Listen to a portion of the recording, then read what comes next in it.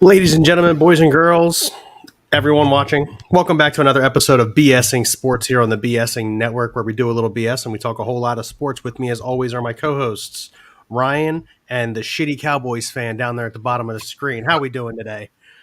I feel terrible, man. I feel terrible. Hey, just pick the right teams next time, bro. That the easy money, dude. You don't got to overthink it. Man, I was like puking, putting this shirt on, walking up the steps. Like, oh man, I gotta do this. Dude, you know what's funny? I puked yesterday, like not literally, but like I got my second B in college.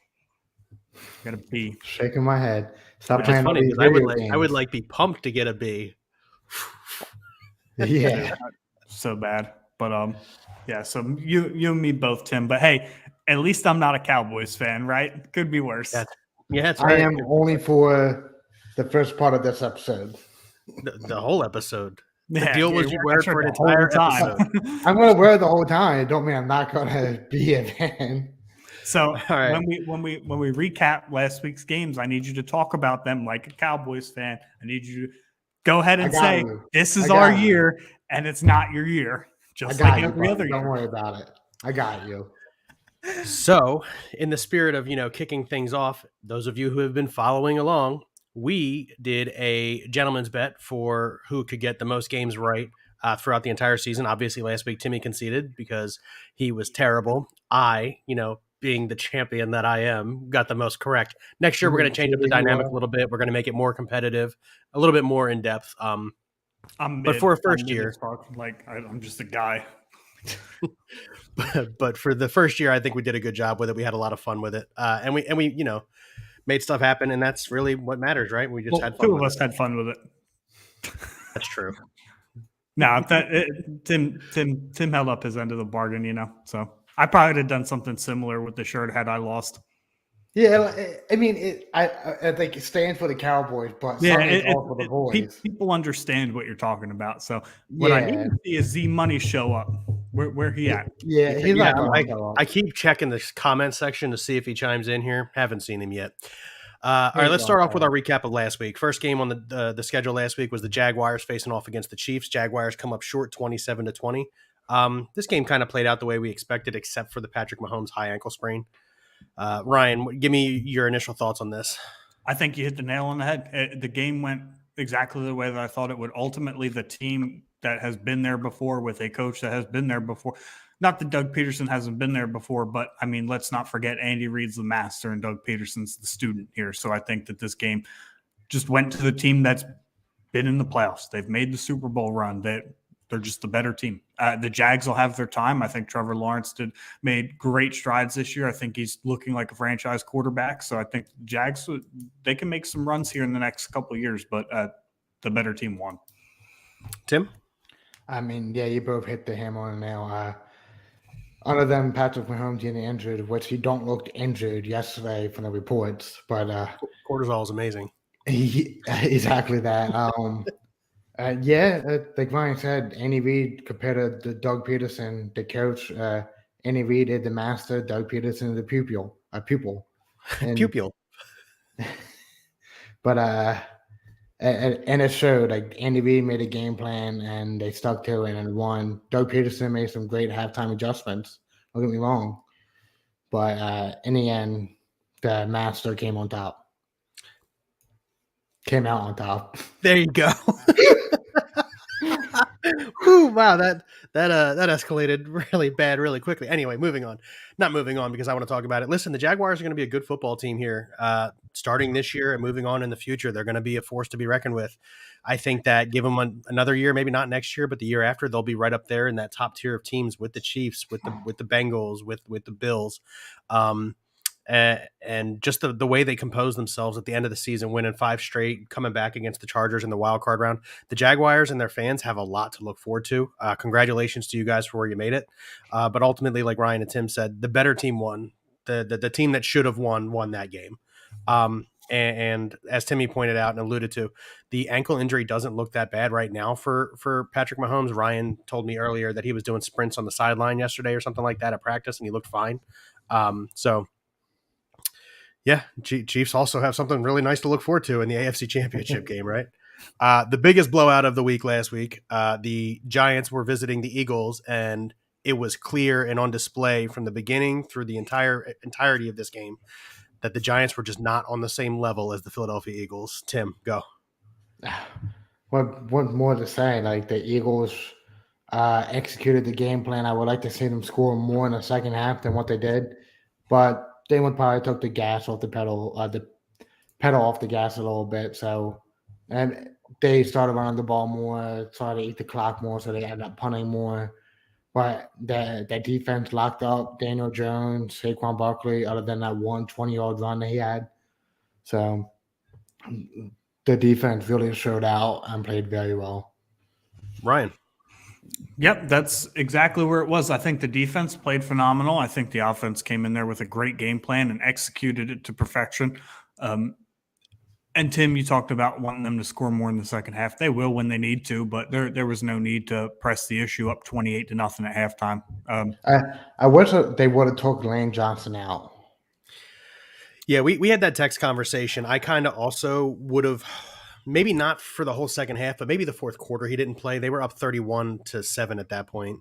Yeah, I think that probably would have been the best point. I don't think that he should have played the whole game like he did, but I mean, maybe he wanted to get used to it because he knew in the end, as long as he's as fine as he's gonna get, then that's really all that matters. But this game didn't go the way that I thought it would. I'm gonna be honest with you. I thought the Giants had been playing some really good football. Daniel Jones had been playing some mistake-free football, and that they were looking like a really good team, and they just again got demolished by a team that top to bottom at every position, maybe outside of running back, is better than them.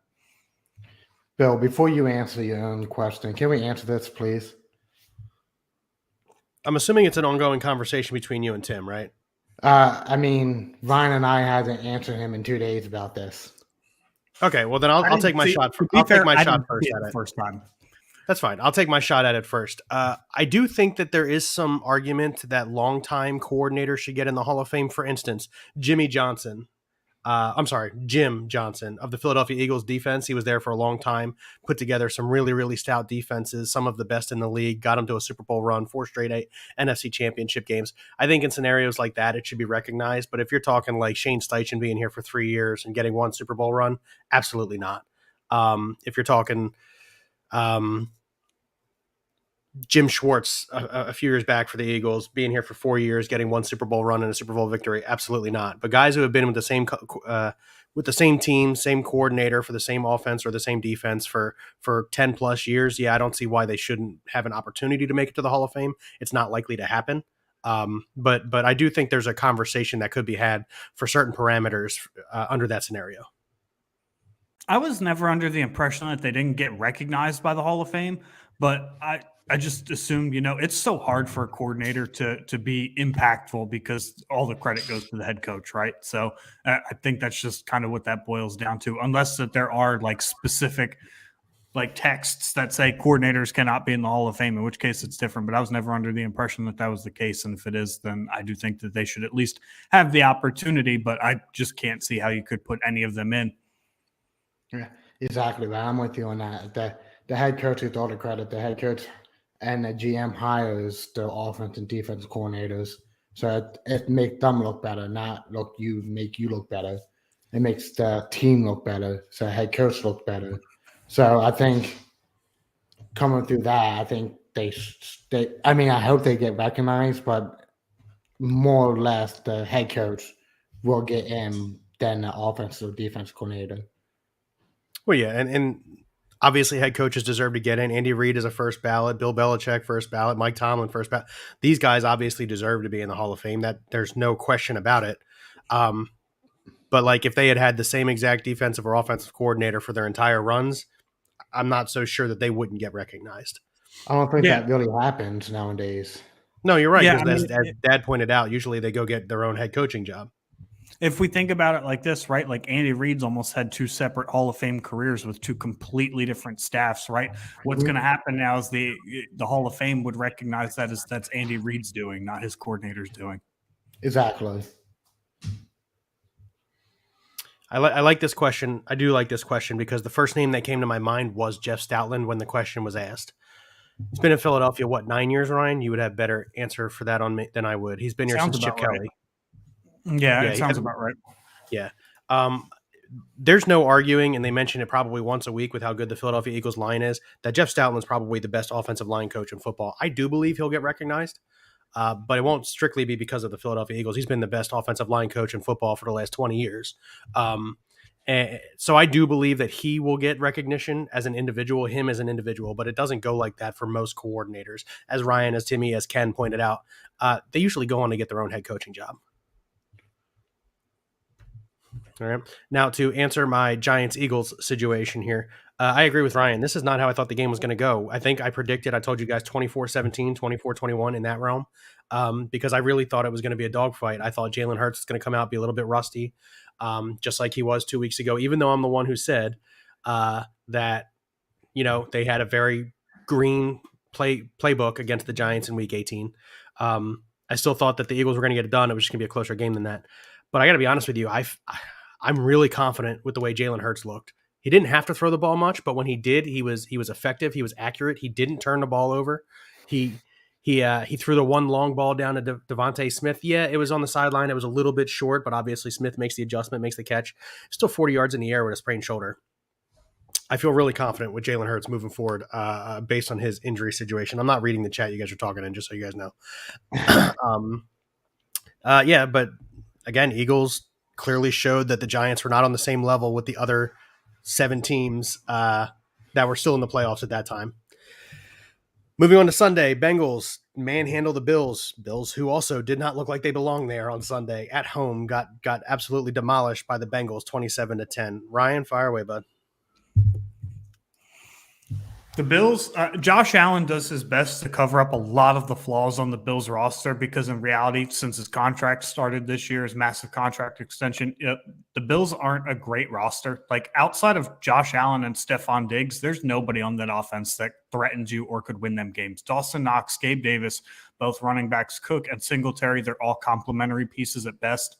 None of them are going to go out and ball out and win you football games. So if you can find a way to slow down Stephon Diggs, which they did, or find a way to keep Josh Allen in the pocket as much as you can, which they did, you're going to win. And unless Josh Allen has some superhuman efforts against these great teams, they're never going to win. Like it took him having a superhuman game earlier in the season to finally beat the Kansas City Chiefs, right? That's just the way that it comes down to. The Bills don't have a great team. They don't have a great roster. It's not up there with the Kansas City Chiefs and the Cincinnati Bengals, specifically the Bengals, who are not paying their quarterback, have more cap luxury, and the Chiefs, who have the greatest head coach that we've seen in our lifetime.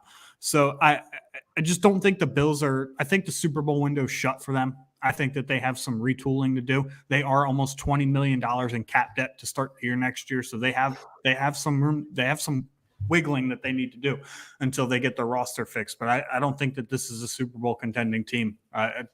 Unless Josh Allen plays out of his mind against every single good team, they're not a good team. Tim.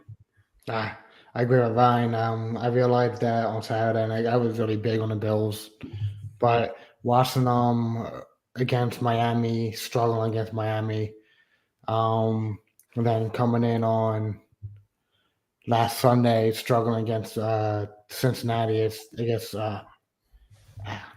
I mean, Josh Allen's a great quarterback. We all know that. But as like Ryan said, as soon as you lock up on Stephon Diggs, who else do they have? And Diggs was not happy that he got locked up. Like, part of that's on him. Yeah, I agree. Now, I'm real quick, I just want to clarify. I didn't mean that like the Bills are a bad football team. Oh, yeah. I just don't think they're in that top tier. I think the Chiefs and Bengals are clearly better teams than that. Mm-hmm. Yeah, I would say at this point I would agree. Sorry, Tim, continue. No, I agree with that. But talking about Cincinnati, they came out with a game plan that holds Stephon Diggs and Josh Allen, and they did. And the final score shows. So, yeah. This isn't the way I thought the game was going to go. Obviously, I took the Bills. I thought the Bills were going to win. But I also wasn't surprised watching it. Cincinnati dominated every facet of this game. And other than when it was a 17-10 game going into halftime, the Bills really were out of this from the get-go. They just didn't have life. They weren't ready to go. And the big thing here for me is Sean McDermott being outcoached in a big game again. Ken texted us right after the game was over and asked if we thought Sean McDermott was on the hot seat because he couldn't win big games. And I immediately fired off with, no, it won't even be in the conversation. And I do believe that this year it will not even be in the conversation. But if they get back to the playoffs again next year and they can't beat one of these two teams, the Bengals or the Chiefs, that seat's going to be really, really warm. But as of this year, no, I think Sean McDermott's fine. Yeah, I mean, it's unfortunate.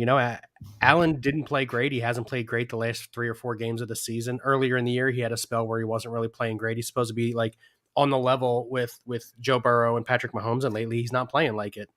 And when that happens, the team fails. It's cut and dry. And as for the Bengals, they look like repeat AFC champs right now. They're playing really good football. We'll get into it, but they very, very well go into Kansas City and get another victory. We'll talk about it, but we'll get there. Timmy, here's your team, buddy. Let's talk about that Sean McDermott comment real quick, because how long did Andy Reid go with the Philadelphia Eagles before, him not winning a Super Bowl finally, led them out the door, right? Like, who are you going to replace Sean McDermott with? Like, if you're a perennial AFC championship, game contender, at least, there's nobody better out there right now that you could replace Sean McDermott with, truthfully. So I don't think that there's any sort of threat, as long as, they're in the position that they are in right now, that he's going to lose his job. Yeah. That's fair. I just think at some point when you're consistently, so Andy at least got the Eagles to a Super Bowl, and then he was 4 seconds away from sending them to a second one against the Cardinals in 2010, which I think is what extended him as long as it did. Sean McDermott hasn't been in that position. He almost beat the Chiefs last year in the divisional round. That wouldn't have been to go to the Super Bowl. And then the year before against the Chiefs in the AFC Championship game, it was a close game, but it wasn't really a close game. So on some level, there's going to be a can you win in big game situations. If I'm the ownership looking down, obviously, and if I think the answer is no, this coach can't get it done, I'm going to be looking other places. To your point, though, who else is out there, right? Sean Payton's going to be scooped up this year. Maybe there's going back to the booth. It's been confirmed. Yes.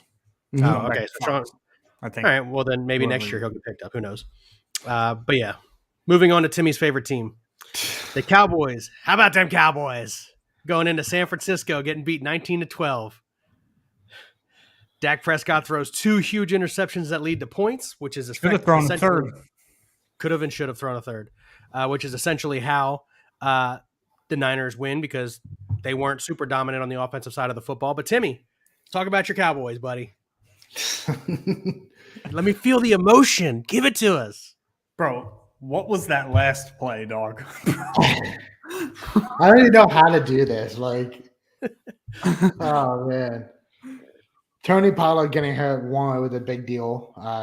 Yes, I would agree with that. That's a big loss for us. I'm sorry. Oh, my God. Dak is not that guy. He needs to go. That's pretty Cowboys fan at this point. I would agree with that. I've seen a lot of Cowboys fans say that. Guys still ain't in the comments. That last play, it looked like the Colts game a couple years ago with the punter and the center. Stupid play. But let's talk about Zeke and he ran over like he did. That's your boy Zeke. Zeke's a great pass blocking running back, but not a great pass blocking center. Yeah, definitely not a center. Oh man, our defense, man, they've been playing really well lately. They held Brock Purdy to 19 points, his lowest scoring yet, I think.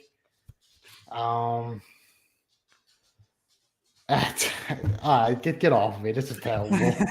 All right, Ryan, go ahead, man. Good job, Tim. So I was, coming into the postseason, convinced that the Eagles and 49ers were the best 2 teams. However, I thought the 49ers were playing better football than the Eagles were at that time. This game has kind of swung me back to the Eagles being the best team in the NFL, because the 49ers looked very suspect on offense I mean, and the Cowboys defense is good. I'll give them credit. They did have Brock Purdy moving around a little bit, but the Cowboys defense is not what the Eagles defense has been this year. I mean, the 49ers and Eagles have the first and second defense in the NFL. So we announced it last week when he was chatting with us, gloating and bragging and that we were going to be on Thursday night this week. So he did in fact know. Just like the Cowboys, he's not here for the conference championship round. Anyway,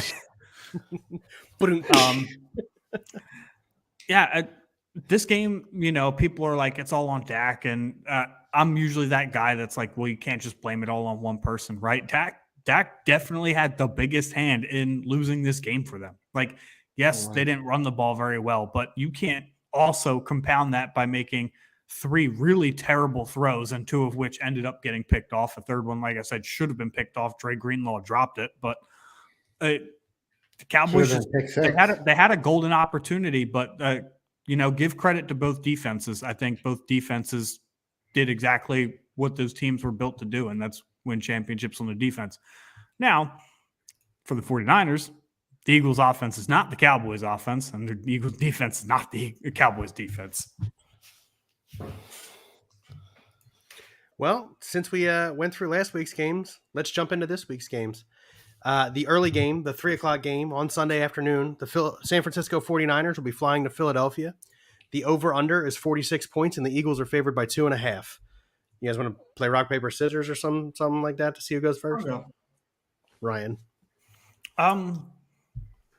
I'm surprised that the spread's held as long as it has. The Eagles opened up as, I believe, 2-point favorites, and it's only moved half a point since then. That's a pretty good over-under. I do think the Eagles win. I think they cover the spread. Look, so I got it written down here, right? I got the Eagles at better at QB and the 49ers better at running back, right? We all agree there. Everybody in the nation should agree there. Wide receiver, for anybody outside of San Francisco will probably tell you that the Eagles are better at receiver, and that they have been this year. Like, if we're talking strictly production this year, they have been this year. I would take Smith over Ayuk, and I would definitely take Brown over Debo. Exactly, yep. Now, let's go to another position, tight end. Obviously, San Francisco's got the better tight end. That's nothing against Dallas Goedert. George Kittle is on another planet when it comes to being a tight end. The offensive line and defensive lines, this is the key difference. The Eagles are better at both. They're going to win this game in the trenches. It's exactly how Howie has built this team to win football games in the trenches. They're better both on the offensive line and the defensive line. Now, the 49ers are good at both. They're very good at both, right? Nick Bosa is an excellent defensive end. They're not the Eagles. They're just not. Linebackers, I got to give it to the Niners. I think that Fred Warner and Dre Greenlaw are the best linebacker duo in the NFL. There's a reason they're the number one run defense, right? Defensive backs, 49ers can get beat through the air. They really can. The secondary is very suspect. They were 20th in pass defense this year. The Eagles were first. Kind of says all I need to talk about right there. Special teams, the Eagles were graded 31st in special teams, and to be quite honest with you, I have no idea how there was a team graded worse than they are. They're atrocious. They're terrible. They're horrible on kick coverage. Up until Brett Kern came, like Aaron Sipos was the worst punter I've ever seen. We talked about it a little bit on Jake's show that he was like 45th in the league in net average or something like that. So that's every team's punter and then some team's backup punters. It's incredible that there was a team worse than the Eagles in special teams. So that goes to the 49ers. The coach, I'm going to go Eagles here. Look, we don't have any real data that Nick Sirianni can win big games, right? He's a big question mark when it comes to games like this. However, we have seen Kyle Shanahan in big games, and all we've seen him do is lose them. We saw him lose the NFC Championship game last year when they were up.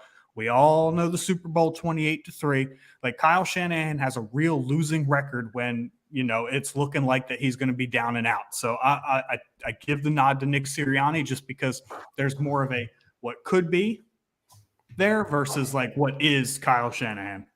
Yeah. I got the Eagles winning this game 21-17. I don't see it being high scoring. I see the NFL's number 1 and number 2 defenses coming to play, with the only difference being that the Eagles can throw the football and the Niners can't. Tim. Man, Ryan broke it down perfectly. I love it. I was going to do something similar. I'm still going to do it, but we have very similar answers. But go ahead. The I want to talk about the San Fran left tackle. Trent Williams, best left tackle in football. Exactly. They have us against left tackle, but I think we beat them in every other offensive line position.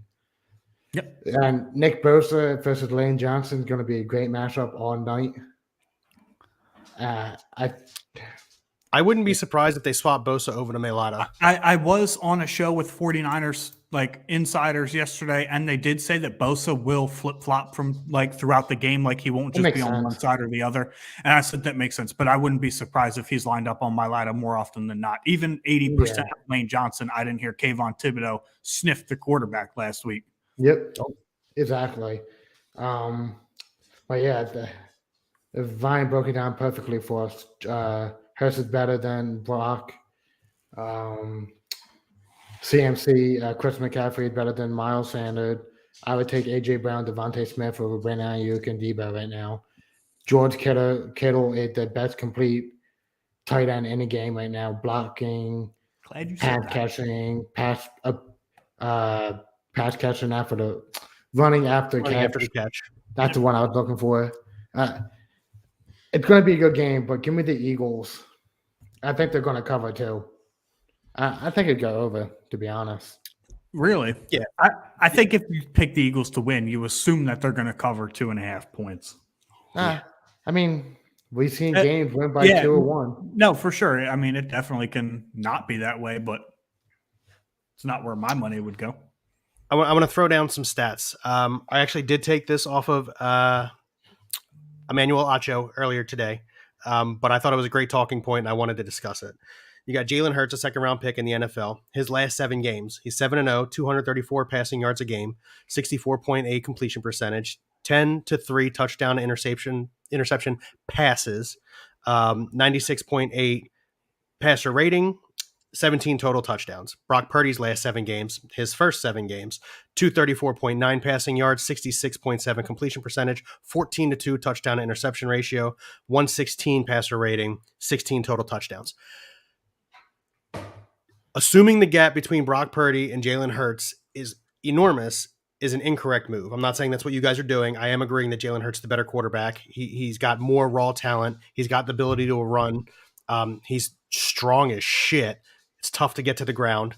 But to assume that Brock Purdy is significantly beneath Jalen Hurts is a mistake because he's been playing up until last week. I'm getting to it like a fantastic Tom Brady-esque young quarterback. That's how he was playing. Now, obviously, last week he struggled a bit. The Cowboys found some ways to make him uncomfortable. They had the opportunity to force turnovers, and they were not successful in doing it. But that's where the Eagles differ from the Cowboys. And Ryan said this: the Eagles' defense is better than the Cowboys' defense. The Eagles have the best turnover ratio in football, and I think it's like plus 25 or something like that. It's not even okay. So it's plus 18. So it's not even close. Their turnover to getting turnover ratio. And in the scenario last week where the Cowboys had the opportunity to create turnovers and they couldn't do it, I believe the Eagles do it. I also believe that, as Ryan pointed out, you guys already said all the matchups, and I agree with every matchup you guys have. Obviously, the trenches are better in Philadelphia. The receivers are better in Philadelphia. The quarterback, again, is better in Philadelphia. The secondary is better in Philadelphia. Everything else goes to the Niners. The Eagles are going to force those turnovers that Dallas could not. And the Eagles aren't going to turn the ball over like Dallas did. And it's that simple. You take that swing and you flip it the other way, and it's an Eagles victory. I've got a 20. When I wrote it down earlier, I said 24-17, 24-18, somewhere in that range. And I'm going to stick with that score. By the way, Logan pissed a lot of people, pissed the 49ers insiders off yesterday. He said this on the show. I love it. Listen, they aren't going to get rolled. They will not get rolled. It will be a close game. I think if you had to tell me one of these teams had the potential to blow this game open, it was the Eagles, though. I think that they are a more complete team. But I don't think it's going to happen. If I'm being brutally honest and 100% brutally honest, and I'm just going to say it, these are the 2 best teams in the NFL, and they're playing in the NFC Championship game. Obviously, you can argue the Chiefs and the Bengals, and I understand that. But if you're looking at the rosters and you're looking at what they're able to accomplish with who they're able to accomplish it with, these are the best 2 teams in football, right? You've got Jalen Hurts, a second-round pick, and they're this successful. You've got Mr. Irrelevant going 7-0, and they're that successful. The other two teams have a guy by the name of Patrick Mahomes and Joe Burrow. Like, these are the two best teams in football. And they're facing off in the NFC Championship game. And I firmly believe it will be a good game. I do have the Eagles coming out on top. They don't go over. Philly, obviously, based on my score, covers the 2.5-point spread. And you hit the nail on the head. And I do think the gap between Purdy and Hurts is bigger than what you explained it to be anyway. If you look at the way Brock Purdy is playing, he has gotten away with a lot, right? Like the Cowboys should have picked him off multiple times this game. Yeah. That's stuff that Jalen Hurts doesn't do. Now, Brock Purdy gets a lot of help from being dealt a hand of Christian McCaffrey, second in yards after catch. George Kittle, second in yards after catch. Deebo Samuel, second in yards after catch. Brandon Ayuk, very good second wide receiver. Like, he has a scheme that is designed for him and Christ, Jimmy Garoppolo to be successful. Jimmy Garoppolo put up similar numbers to that too. So in reality, like, how much of it is Brock Purdy, you know? But when you look at Brock Purdy play, he's standing back there. He's dancing in the pocket. He ain't dancing in the pocket against his defense. I'm telling you that right now. 70 sacks. And I agree. Yeah, again, and that's where I was going. Like, people are saying that the gap is enormous. Based on how they're playing, it's not. But against a real good defense, it's going to show. I may have forgotten to throw that line in there, but against a real legitimate good defense, it's going to show how big the gap is. I probably forgot to say that, and that's my fault. Yeah, I don't think Brock Purdy's a fraud. I just think that he's obviously boosted by being around the talent in the system that he is. Listen, when he came up, you and I discussed before he had even started a game. He had finished that game when Garoppolo got hurt, and you and I sat here and we explained how this is the exact type of quarterback for Kyle Shanahan's system. And he's proven that he's the exact type of quarterback for Kyle Shanahan's system. Cut and dry, right? Here's your three routes. Throw it or throw it away. Done. Other quarterbacks want to extend plays. That's not what Kyle Shanahan likes. Other quarterbacks try to force the ball into places. That's not what Kyle Shanahan likes. He wants you to not open, not open, open, open, not open. Not, well, like, he wants you to just hit the progressions and then get rid of the football. And Purdy is fitting the bill, and he looks good doing it up until last week. And again, the Eagles are a better defense. I think this is the game that the Eagles need to take the ball first if they win the coin toss. I think that they need to go up 7-0 and make it fast, because if they force Brock Purdy to throw the football, it's advantage Eagles. I would agree with that. Yeah, so really you want to hope that either the Eagles win and take the football or the Niners win and defer, yeah. Anything else you guys want to touch on? Do we want to predict? I mean, I guess we did kind of predict who we think we're going to be looking at in the Super Bowl, right? Big Red versus Philly. Well, we didn't even do the second game. Wow, Yeah, I'm sorry. We talked about the Eagles for so long. Second game on the docket, AFC Championship side. Cincinnati Bengals are visiting the Kansas City Chiefs. Over-under is 47, and the Chiefs are now favored by 1.5. Ryan will tell you how that spread has moved. Yeah, so this spread, Kansas City opened up as 1-point favorites after Cincinnati beat Buffalo last week. So that was with the information that Patrick Mahomes' ankle was hurt. It had then swung to as high as I saw Cincinnati as 2.5-point favorites, and now it has swung back to Kansas City being 1.5-point favorites after, Andy Reid has announced everybody's available for practice, after we've seen Patrick Mahomes practice, and he looks just fine jogging up and down the sideline at their practice facility. So this spread has kind of gone back to where I thought it would go to. Doesn't mean that's who I think is going to win, but we'll get there. Tim, you get first pick at this bet, buddy.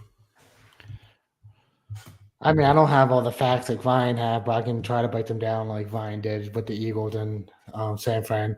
So you got Joe Burrow and Patrick Mahomes. Patrick Mahomes is the best quarterback in the NFL. Joe Burrow is the second, in my opinion. I would agree with that. Yeah, close. I would agree with that too. Then we go to the running backs. Joe Mixon is better than Isaiah Pacheco and Jared McKinnon.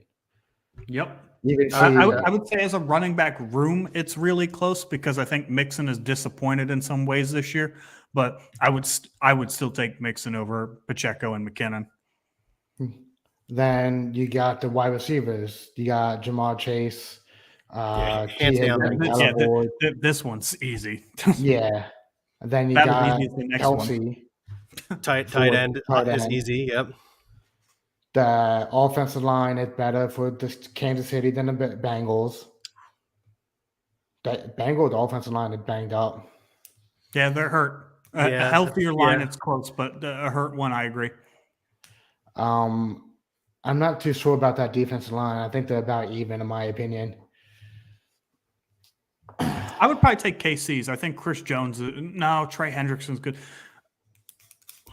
It's close. That's real close. That could go either way. I would give them an even score. So I'll call it even. You guys can do what you want with that. I don't know anything about the linebackers or corners, to be honest. So Ryan, you can take over on that one if you have the information. I'm taking the Bengals in the secondary. I'm also taking their linebackers too. Okay. Correct. Thank you. With all that, Joe Burrow is 3-0 against the Chiefs, against Patrick Mahomes. Give me the Bengals. I think the Bengals go in and upset the Chiefs again. I'm not typing any of these answers down. I'm just going to assume we'll remember who we took. Yeah. I'm not either. I'm putting a big old check mark next to Coach right here, marked for Kansas City. You're right. I forgot Listen, about that. Zach Taylor. Okay, go ahead. Do you? You're right. I forgot about the coach, but like Bill said earlier in the podcast, like they have the great schemes for Patrick Mahomes and that offense that defense does. Or I'm sorry, I heard a Facebook video earlier. They always have the great schemes, the defensive coach and the defense against Patrick Mahomes and the offensive coordinator. I think they come out with the same thing. Give me the Bengals with a last-second field goal again. I see going to overtime again, too, to be honest. I think that this game has the potential to be a shootout. I think that I agree with all of Timmy's assessments. If you look at the offense for the Kansas City Chiefs this year, they're on an elite level again with a 6th-round running back, a 30-year-old to spell him, Travis Kelce, and a bunch of cast-offs at wide receiver. So when you get production like that, you look at two places. You look at Patrick Mahomes, you look at Andy Reid and Eric Bieniemy. But the Bengals, man, they're so good, dude. I love watching Joe Burrow play. Dude's Joe Cool, honestly. But I think the Chiefs get it this time. I do think the Chiefs get it this time. I've been going back and forth. If you ask me tomorrow, I probably would take Cincinnati. But tonight, taking the Chiefs, 34-31. I got a weird feeling about it, man. Like, the Bills finally got their – wow, I spaced out on that team name. The Bills finally got theirs. They finally beat the Chiefs this year. I think it's kind of in similar fashion. The Chiefs finally get over the hump against the Bengals. So I think the big thing about it is Patrick Mahomes injury. Yeah, he's making it look easy now, like no big deal. But when he gets contact and starts scrambling like he has to, I think that comes in a big factor. You don't think – I would circle Coach also, and here's why I would circle Coach. You don't think Andy Reid's got a scheme for when Patrick Mahomes can't run? You don't think that Travis Kelce and Jerick McKinnon are going to be in the flats all day long waiting for that check down to just run after catch? They scored a 98 touchdown drive with Chad Henne in the game. That too. Yeah. So listen, I'm going Chiefs here, and I'm saying this mostly because it's selfish optimism. I want to see a Big Red versus Philly Super Bowl. The storyline implications there. Astronomical, right, for the NFL. What a great storyline that would be. Now, I'm not putting Zach Taylor down because Zach Taylor has coached in big games and he's done a great job coaching in big games. Excuse me. But Andy Reid is by far the better coach, and as a result, the Kansas City Chiefs are going to come out on top. I sincerely doubt that Andy Reid is going to lose to the same team in back-to-back years in the AFC Championship game. Yeah, so I'm going Chiefs, Big Red, and the score that jumped off the page to me was 31-24, 7-point victory in favor of the Chiefs. I think that the Eagles-Niners game has more potential to be a blowout than this one, though. I think both of these teams are just playing it, way too high of a level, whereas I am a little suspect about both the 49ers pass game and their secondary. I like it. Yeah, I'm right there with you. Anything else we want to add real quick before we get off? No. Go Birds. Going to the bullpen. Birds. You can't say that. The show's not over. We Dallas get to say sucks. that. Dallas does suck. Oh, also, let's have a great week from the only Dallas that made it to the conference championship this year, Dallas Goedert. Jalen Hurts was drafted after, was on the bench, and then made it to an NFC championship game all before Dak Prescott did. drafted 5 years after. Yeah, 5 years after. That's crazy, man. But yeah, All again, over the thanks. bullpen. Thanks for joining us here on BSing Sports, a part of the BSing Network, where we do a little BS and we talk a whole lot of sports. You guys have a good night.